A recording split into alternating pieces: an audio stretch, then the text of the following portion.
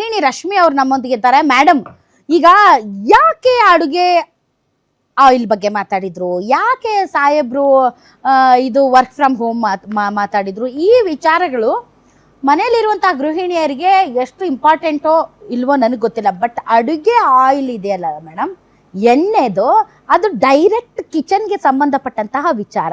So ಯಾಕೆ ನನಗೂ ಕೇಳ್ತಾ ಇದ್ರು, ಯಾಕಂತೆ ಎಣ್ಣೆ ಯಾಕೆ ತಿನ್ಬಾರ್ದಂತೆ, ಏನಾದ್ರೂ ಕಲಬೆರಕೆ ಆಗೈತಂತ ಏನಂತ ನಮ್ಮ ಮನೇಲಿ ನನಗೆ ಕೇಳ್ತಿದ್ರು. ಮತ್ತೆ ಅವ್ರಿಗೊಂದು ಸ್ವಲ್ಪ ಎಕ್ಸ್ಪ್ಲೈನ್ ಮಾಡ್ಬೇಕಾಯ್ತು. ಸೊ ತಾವೇನು ಹೇಳ್ತೀರಿ ಇದ್ರ ಬಗ್ಗೆ? ಮೇಡಮ್, ನಾನು ಹೇಳೋದು ಏನಂತಂದ್ರೆ, ಎಷ್ಟೋ ಜನಕ್ಕೆ ನಮ್ಮ ಗೃಹಿಣಿಯರಿಗೆ ದೇಶದಲ್ಲಿ ಈಗ ಯುದ್ಧ ಆಗ್ತಾ ಇದೆ, ಯುದ್ಧ ನಡೀತಾ ಇದೆ, ಯಾಕೆ ನಡೀತಾ ಇದೆ, ಇನ್ನೂ ನಡೀತಿದ್ಯಾ ಇಲ್ಲ ನಿಂತೋಯ್ತಾ, ಇದ್ರ ಅರಿವೇ ಕೂಡ ಇಲ್ಲ. ನೀವು ಹೇಳ್ದಾಗೆ ಅಡಿಗೆ ಅನಿಲ ಅಂತ ಹೇಳಿದ್ರೆ, ಅಡಿಗೆ ಅನಿಲ ಎಷ್ಟೋ ಜನಕ್ಕೆ ಗೊತ್ತು ನಮ್ಗೆ ಆರೋಗ್ಯ ಕೆಡಿಸುತ್ತೆ ಅಂತ ಅಷ್ಟೇ. ಅಡಿಗೆ ಆಯಿಲ್ ನಮ್ಗೆ ಆರೋಗ್ಯ ಕೆಡಿಸುತ್ತೆ ಅಂತ ಅಷ್ಟೇ ಗೊತ್ತು. ಬಟ್ ಅಡಿಗೆ ಆಯಿಲ್ ನಮ್ಗೆ ಎಲ್ಲಿಂದ ಸಿಗ್ತಾ ಇದೆ, ನಮ್ಗೆ ಹೆಂಗ್ ಬರ್ತಾ ಇದೆ, ಯಾವ ಆಯಿಲು ನಮ್ಮ ಒಂದು ದೇಶದಲ್ಲೇ ಅದು ಸಿಗ್ತಾ ಇದೆಯಾ ಇಲ್ಲ ಆಮದು ಮಾಡ್ಕೋತಾ ಇದೀವ, ಇದು ಎಷ್ಟೋ ಜನಕ್ಕೆ ಯಾರಿಗೂ ಗೊತ್ತಿಲ್ಲ. ಎಸ್ಪೆಷಲಿ ಗೃಹಿಣಿಯರಿಗೆ, ಮನೇಲಿರೋ ಅಂಥವ್ರಿಗೆ, ಲೇಡೀಸ್ಗಳಿಗೆ ಇದು ಗೊತ್ತಿಲ್ಲ. ಏನು ಆಯಿಲ್ ತರ್ತೀವಿ, ಹಾಕ್ತೀವಿ, ಅಡುಗೆ ಮಾಡ್ತೀವಿ, ತಿಂತೀವಿ ಅಷ್ಟೇ ಗೊತ್ತು. ಅದೇ ಕಾರಣಕ್ಕೆ ಇವಾಗಿನ ಒಂದು ಆರ್ಥಿಕ ಮುಗ್ಗಟ್ಟಾಗಿರೋ ಅಂಥದ್ದನ್ನು ತಡೆಯೋ ಸಲುವಾಗಿ ಪ್ರಧಾನಿಯವರು ಫಸ್ಟ್ ಸ್ಟಾರ್ಟ್ ಮಾಡಿರೋದೇನೆ ಮನೆಯಿಂದ. ನಾವು ಯಾವುದನ್ನು ಕೂಡ ಫಸ್ಟ್ ಮನೆಯಿಂದ, ನಮ್ಮಿಂದ, ಪ್ರತಿಯೊಂದು ದೇಶದ ಪ್ರತಿಯೊಬ್ಬ ಪ್ರಜೆಯಿಂದ ಶುರು ಮಾಡಬೇಕು ಅನ್ನೋ ಹಿತದೃಷ್ಟಿಯಿಂದ ಅವರು ಫಸ್ಟ್ ಮನೆಯಿಂದ ಶುರು ಮಾಡಿದ್ದಾರೆ. ಮೊದಲನೇದಾಗಿ ನೀವು ಹೇಳ್ದಾಗೆ ಎಣ್ಣೆಯಿಂದ, ಮನೆಯಲ್ಲಿ ಬಳಸುವಂಥ ಎಣ್ಣೆದು ಕೂಡ ದುಬಾರಿ ಇದೆ ಅಂತ ಅಲ್ಲಿಂದ ತೊಗೊಂಡಿದ್ದಾರೆ.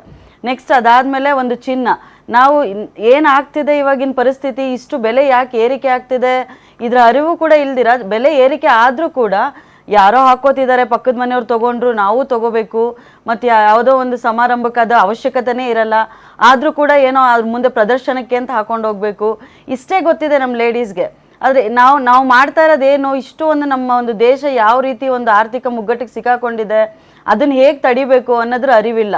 ಇದನ್ನು ಒಂದು ಅರಿವು ಮೂಡಿಸೋ ಸಲುವಾಗೇ ಆಯಿಲ್ನ ಸ್ವಲ್ಪ ಕಡಿಮೆ ಮಾಡಿ, ಒಂದು ನಮಗೆ ಆರೋಗ್ಯ ದೃಷ್ಟಿಯಿಂದ ಕೂಡ ಅದು ಒಳ್ಳೆಯದು, ಜೊತೆಗೆ ನಮಗೆ ಒಂದು ಆಮದು ಮಾಡ್ಕೋತಾ ಇರೋದ್ರಿಂದ ಬೇರೆ ದೇಶಗಳಿಂದ ನಮ್ಮ ದೇಶದ ಹಿತದೃಷ್ಟಿಯಿಂದ ಕೂಡ ಒಳ್ಳೇದು. ಹಾಗೆ ಒಂದು ಚಿನ್ನ, ಬಹಳ ಜನಕ್ಕೆ ಮೇಡಮ್ ಈಗ ಭಯ ಬಂದ್ಬಿಟ್ಟಿದೆ, ನಮ್ ಚಿನ್ನ ಎಲ್ಲ ಸರ್ಕಾರ ತಗೊಂಡ್ಬಿಡುತ್ತೆ ಅಂತೆ, ನಮ್ ಚಿನ್ನ ಎಲ್ಲ ಅಲ್ಮಾರಿಯಲ್ಲಿ ಇರೋದೆಲ್ಲ ತಗೊಂಡ್ಬಿಡ್ತಾರಂತೆ, ನಮ್ಮ ಅಪ್ಪ ಕೊಟ್ಟಿದ್ದು, ನಮ್ಮಮ್ಮ ಕೊಟ್ಟಿದ್ದು, ನಮ್ಮ ಹಿರಿಯರು ಕೊಟ್ಟಿದ್ದು ಅಂತ ಎಲ್ಲ ಚರ್ಚೆಗಳು ಶುರುವಾಗಿದೆ ಈಗ ಹೆಣ್ಮಕ್ಳಲ್ಲಿ. ಸೊ ಎಮರ್ಜೆನ್ಸಿ ಆಗ ಅತಿ ಹೆಚ್ಚು ಕೊಟ್ಟಿದ್ದು 425 kg ಗೋಲ್ಡ್ ಕೊಟ್ಟನಂತೆ, ನಿಜಾಮ? ನಾವೇನು ಲಂಡನ್ ನಲ್ಲಿ ಕೊಟ್ಟಿದ್ದಲ್ಲ, ವಸೂಲಿ ಮಾಡಿದ್ರು. ಅದಕ್ಕೆ ಹೋರಾಡೋದಕ್ಕೆ 1965ರಲ್ಲಿ ಗೋಲ್ಡ್ ಕೇಳಲಾಯ್ತು ಅಂತ ನೋಡಿ. ನಾವೆಲ್ಲರೂ ಸರ್, ನಾವೆಲ್ಲ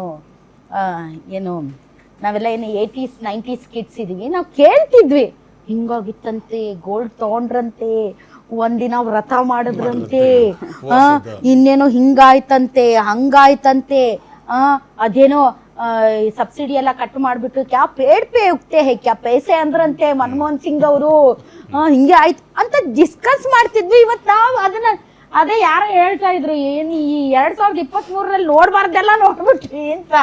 ಕೊನೆಗೆ ಇದು ವ್ರತನೂ ಬಂದ್ಬಿಡ್ತು ನಮ್ಮ ಪಾಲಿಗೆ ಮೇಡಮ್. ಹೌದಲ್ವಾ?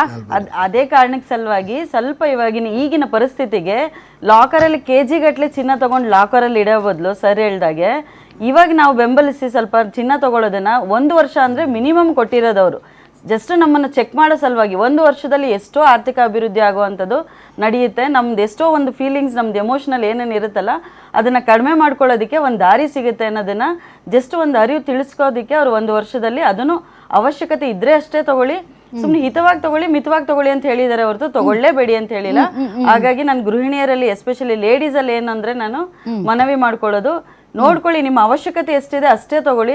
ಎಷ್ಟು ಇವಾಗೆಲ್ಲ ಬೆಲೆ ಏರಿಕೆ ಆಗಿದ್ರು ಕೂಡ ಚಿನ್ನಕ್ಕೋಸ್ಕರ ಮುಗಿ ಬೀಳ್ಬೇಡಿ, ತಗೊಂಡೋಗಿ ಲಾಕರಲ್ಲಿಟ್ಟು ಅದರಿಂದ ನಮ್ಗೆ ಯಾವುದೇ ರೀತಿ ದೇಶದ ಅಭಿವೃದ್ಧಿ ನಾವು ಕಾಣೋದಕ್ಕೆ ಆಗಲ್ಲ ಅಂತ ಹೇಳೋದಕ್ಕೆ ಇಷ್ಟಪಡ್ತೀನಿ. ಹೇಳ್ರಿ ಸರ್. ಮೇಡಮ್, ಏನಂದರೆ ವಿದೇಶಿ ವಿನಿಮಯನ ನಾವು ಉಳಿಸಿ ನಮ್ಮ ಆರ್ಥಿಕ ಸ್ಥಿರತೆಯನ್ನು ಕಾಪಾಡಬೇಕು ಅನ್ನೋದು ಪ್ರಧಾನಮಂತ್ರಿಗಳ ಒಂದು ಉದ್ದೇಶ ಇರ್ಬೋದು. ಉದ್ದೇಶ ಈಗೇನು ನಾವು ಯುದ್ಧನ ಬಯಸಿದ್ದೀವಿ, ಅದು ನಮ್ಮ ದೇಶ ಬಯಸಿದ್ದಲ್ಲ, ಇಡೀ ಜಗತ್ತಿನ ಭೂಪಟದಲ್ಲಿ ಯಾರೋ ದೊಡ್ಡಣ್ಣ ಅನ್ಸ್ಕೊಳಕ್ಕೋಸ್ಕರ ಹುಟ್ಟಾಕಿದ್ದು ಹುಚ್ಚಾನೆ ಅರೆ ಹುಚ್ಚ ಆತ ಟ್ರಂಪ್. ಯಾಕಂದರೆ ಆತ ತೀರ್ಮಾನಗಳೇನಿದೆ ಇಡೀ ಜಗತ್ತು ನೆಮ್ಮದಿಯಾಗಿ ನಿದ್ರೆ ಮಾಡೋಕ್ಕಾಗೋದಿಲ್ಲ. ಸೊ ಇಡೀ ಜಗತ್ತಲ್ಲಿ ಏನು ತೊಂದರೆಗಳು, ಈ ನಿನ್ನೆ ಪ್ರಧಾನಮಂತ್ರಿಗಳು ಹೇಳಿರೋ ವಿಚಾರಗಳಲ್ಲಿ ತೊಂದರೆಗೆ ಸಿಕ್ಕಾಕೊಂಡಿದ್ದೇವೆ. ದೇಶ ಇರೋದ್ರಲ್ಲಿ ನಾವು ಪುಣ್ಯವಂತರು ಅಂತಲೇ ಹೇಳಬೇಕು. ಇವತ್ತು ಗಂಟೆ ತೊಂದರೆ ಬಂದಿಲ್ಲ. ಇನ್ನು ಮುಂದೆ ತೊಂದರೆಗೆ ಸಿಕ್ಕಾಕೊಂಬಾರ್ದು. ಯುದ್ಧ ಯಾವತ್ತು ಕೊನೆ ಆಗ್ತದೆ ಯಾರಿಗೂ ಗೊತ್ತಿಲ್ಲ. ಅದರಿಂದ ಎಲ್ದೋವರೆಗೂ ಮುಂದುವರಿಬೋದು. ನಾವು ಸಸ್ಟೈನ್ ಆಗೋಣ ಅಂತ. ನಾನು ರಾಜಕೀಯನ ಹೊರತು ಹೇಳೋದಾದರೆ, ನಾನು ministry of renewable energy advisory board member ಇದ್ದೆ ನಾನು, ಬೆಂಗಳೂರು ಜಿಲ್ಲೆ ಮತ್ತು ಅರ್ಬನ್ ರೂರಲ್ ಎರಡೂ ಜಿಲ್ಲೆಯಲ್ಲಿ. DC ಅವ್ರ ಕೈಯಲ್ಲಿ ಕೆಲಸ ಮಾಡಿದ್ದೇನೆ. ಸೊ ನಾವು ಏನು ಇವತ್ತು ಅರಬ್ ಕಂಟ್ರೀಸ್ಗಳಿಗೋ ಅಥವಾ ದಕ್ಷಿಣ ಆಫ್ರಿಕಾ ಮೇಲೆ ಡಿಪೆಂಡ್ ಆಗ್ತೀವಿ ಚಿನ್ನಕ್ಕೋ ಅಥವಾ ಇಂಧನಕ್ಕೋ, ನಾವು ಸಸ್ಟೈನೇಬಲ್ ಆಗಿ ಇಲ್ಲೇ ರಿನ್ಯೂವಬಲ್ ಎನರ್ಜಿನಲ್ಲಿ ಸಸ್ಟೈನ್ ಆಗಬೇಕು. ಆ ವಿಚಾರದಲ್ಲಿ ನಾನು ಮೋದಿ ಸಾಹೇಬರನ್ನ ಅಫಿಷಿಯೇಟ್ ಮಾಡ್ತೇನೆ ಪಕ್ಷಾತೀತವಾಗಿ. ಯಾಕಂದರೆ ಆತ್ಮನಿರ್ಭರ ಭಾರತ ಅಂತ ಬಂದಾಗ ಮೊನ್ನೆ 6,000 ಬಸ್ಸಲ್ಲಿ ಸನ್ಮಾನ್ಯ ಶ್ರೀ ಕುಮಾರಸ್ವಾಮಿ ಅವರು ಕೇಂದ್ರದಲ್ಲಿ ಮಂತ್ರಿ ಆಗಿದ್ದಕ್ಕೋಸ್ಕರ 4,500 ಬಸ್ ಕರ್ನಾಟಕಕ್ಕೆ ಬಂತು. ನಾವು ಇವತ್ತು ಡೀಸೆಲ್ ಇಲ್ಲದೆ ಓಡುತ್ತೆ, ಪೆಟ್ರೋಲ್ ಇಲ್ಲದೆ ಓಡುತ್ತೆ. ಅದು ನಮ್ಮ ರಾಜ್ಯಕ್ಕೆ ಅನುಕೂಲನೇ ಇಲ್ಲ. ಒಂದು. ಎರಡನೇದು, ಸೋಲಾರಲ್ಲಿ ಇವತ್ತು ಜಗತ್ತಲ್ಲಿ ನಾವು ಹೊಟ್ಟೆಗೆ ಅರೆಕಾಸಿನ ಮಜ್ಜಿಗೆ ಹಂಗಲ್ಲ ಮೇಡಮ್, ಎಷ್ಟೇನಾಗಲಿ ವಿದೇಶ ಇದು ಅರೆಕಾಸಿನ ಮಜ್ಜಿಗೆ ಇದು ಇದು ಇದು ಇದು ನಿಜಕ್ಕೂ ಕೂಡ ಆತ್ಮನಿರ್ಭರ ಅಲ್ಲ. ಇದು ಜಸ್ಟ್ ಅಲ್ಲ, ಒಂದೊಂದೇ ಹಂತವಾಗಿ ನಾವು ಎಂಟಿದೇವಲ್ಲ ಮೇಡಮ್. ಅಲ್ಲ ನಾವ್ ಹೇಳೋದು ಆತ್ಮನಿರ್ಭರ ಅಂದ್ರೆ ಸಂಪೂರ್ಣ ನಮ್ಮ ಕಾಲಿನ ಮೇಲೆ ನಾವು. ಅದು ನಾವ್ ಹೇಳ್ತಾ ಇರೋದು. ಸಮಯ ಇಲ್ಲ, ಸಮಯ ಕಳ್ಕೊಂಡಿದೀವಿ. ದಟ್ ಈಸ್ ದಿ ಅದು ಕಟ್ಟು ಸತ್ಯ. ಹಂಗಂತ ಇವತ್ತು ನಾವು ಪಾಲಿಟಿಕ್ಸ್ ಮಾತಾಡ್ತಾ ಕೂತ್ರೆ ನಮ್ಮಂತ ಮೂರ್ಖರು ಯಾರು ಇರೋದಿಲ್ಲ. ಯಾಕಂದ್ರೆ ಪರಿಸ್ಥಿತಿ ಅದು ಎಲ್ಲರ ಕೈ ಮೀರಿ ಹೋಗಿದೆ. ಹಾಗಾಗಿ ನಾವು ಈಗ ಎಲ್ಲರೂ ಕೈ ಜೋಡಿಸಬೇಕಾಗಿದೆ. ಅದ್ರ ಬಗ್ಗೆ ನಾವು ಮಾತಾಡೋದು ಬೆಟರ್ ಅಂತ ಅನ್ಸುತ್ತೆ. ಯಾಕೆ ಹೇಳ್ಬಾರ್ದು ರಾಜಕಾರಣಿಗಳಿಗೆ ನಿಮ್ಮಿಂದ ಶುರು ಮಾಡಿ? ಎಲ್ಲ ನಾವು ನಾಗರಿಕರೇ ಅನುಭವಿಸ್ಬೇಕಾ? ನೀವು ಮಾಡ್ರಿ ತೆಗ್ಸಿ. ನೀವು ಕಾರ್ಗಳಲ್ಲಿ ಓಡಾಡೋದನ್ನ ತೆಗ್ಸಿ. ನೀವು ಆ ಕಡೆ ಈ ಕಡೆ ಅದೇನದು ನಿಮ್ಗೆ ಕ್ಯಾನ್ವಾಯ್ಗಳು ಅವು ಇವು PAಗಳು ಅವರು ಇವರು ಬೆಂಗಳೂರಲ್ಲಿರೋ ಎಲ್ಲ ರಾಜಕಾರಣಿಗಳು ಮೆಟ್ರೋದಲ್ಲಿ ಓಡಾಡ್ರಿ ಮೇಡಮ್. ದೇವೇಗೌಡರು ಮುಖ್ಯಮಂತ್ರಿ ಅಲ್ಲ ತಡ್ರಿ ಸರ್, ಅದ್ರ ಬಗ್ಗೆ ಮಾಡಿದ್ವಿ ನಾವು.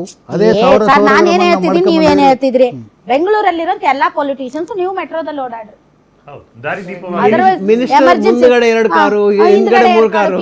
PSಗಳು ಎಲ್ಲ ಅಲ್ಲ ಪಾಪ ಅವ್ರು ಹೊಟ್ಟೆ ಪಡೆ ನಾನು ಬೇಡ ಅಂತ ನೀವು ಮಾಡ್ರಿ. ಅಲ್ಲ BMTC ಓಡಾಡ್ರಿ, BMTC ಓಡಾಡ್ರಿ, ಕೇಂದ್ರ ಸಚಿವರುಗಳು ಓಡಾಡ್ರಿ, ಎಲ್ಲಾ ರಾಜ್ಯಗಳವರು ಓಡಾಡ್ರಿ, ದೊಡ್ಡ ದೊಡ್ಡ ಸ್ಥಾನಗಳಲ್ಲಿ ಓಡಾಡ್ರಿ, ಅಧಿಕಾರಿಗಳು ಓಡಾಡಿ ಆನ್ಲೈನ್ ಮಾಡಿ ಹೋಗೋದು ಬರೋದು.